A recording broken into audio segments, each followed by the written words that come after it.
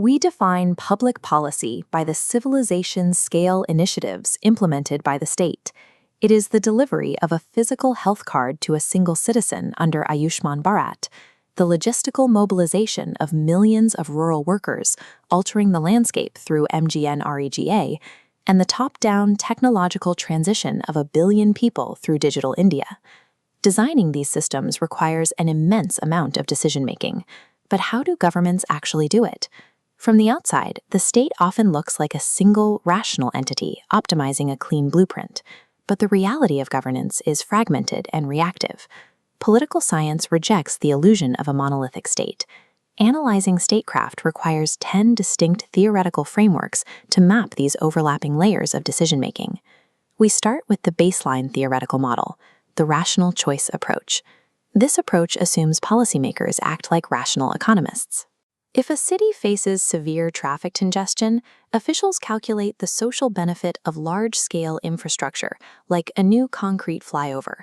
They weigh the costs and environmental impacts of that flyover against alternatives, like expanding the modern metro rail network, selecting the most mathematically efficient option. The flaw in this model is that governments rarely possess complete data. They operate under strict time constraints and are never immune from political pressure. To account for these limits, we turn to a pragmatic, real-world patch, incrementalism. This chart shows incrementalism in action. Instead of revolutionary overhauls, governments rely on low-risk, gradual modifications to existing policies, like minor annual budget tweaks. However, gradual steps fail when society requires urgent, systemic reform. This brings us to punctuated equilibrium theory. As the line demonstrates, long periods of incremental stability are disrupted by external shocks. The COVID-19 pandemic forced immediate policy overhaul across the globe. Education systems could no longer rely on gradual reforms. They executed a sudden shift toward digital instruction, leaving classrooms empty. Simultaneously, the state deployed emergency telemedicine networks, bypassing years of incremental planning to connect citizens directly to doctors via smartphones.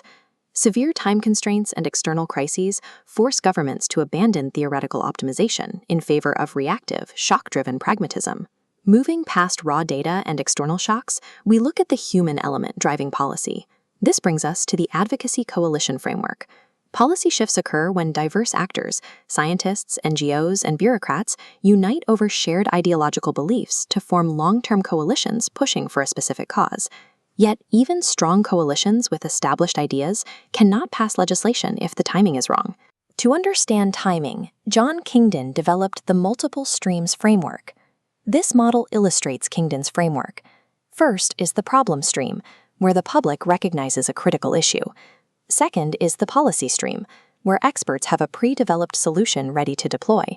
Third is the political stream, where the national mood becomes favorable. When all three streams align, a fleeting policy window opens.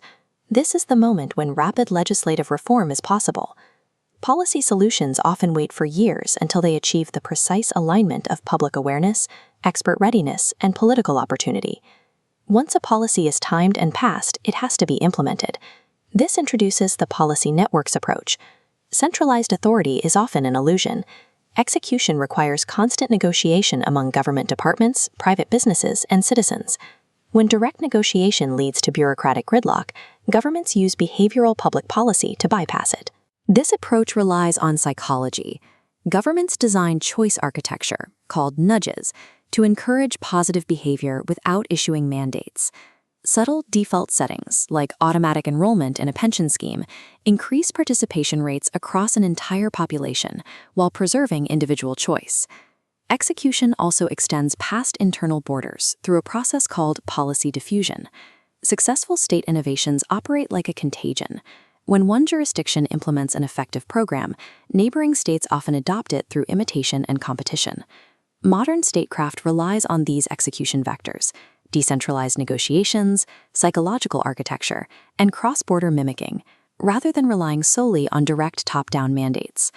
Beneath all these technical frameworks lies the moral foundation driving every decision: theories of justice. This split model highlights two competing justice models. Utilitarianism optimizes for the highest overall happiness for the greatest number of people, while Rawlsian justice focuses on elevating the most disadvantaged sections of society. Policymakers face friction attempting to balance societal efficiency against fairness. The critical or Marxist approach dismisses the idea of a neutral government balancing these ideals. According to this theory, policies are engineered by economic elites to maintain structural power and inequality. Consequently, marginalized demographics mobilize to reject frameworks they view as structurally oppressive. Beneath every technical debate lies a conflict over power, equity, and who gets to define the public good. The assumption of a perfectly rational government is a myth. In practice, all 10 of these frameworks operate simultaneously over every policy decision. A national healthcare rollout is simultaneously an incremental budget win, a multi-stream political alignment, and a complex network compromise. Relying on only one theoretical lens creates blind spots for any political analyst or citizen. Navigating this matrix allows for a more precise analysis of the pressures and ideologies that shape the laws we live under.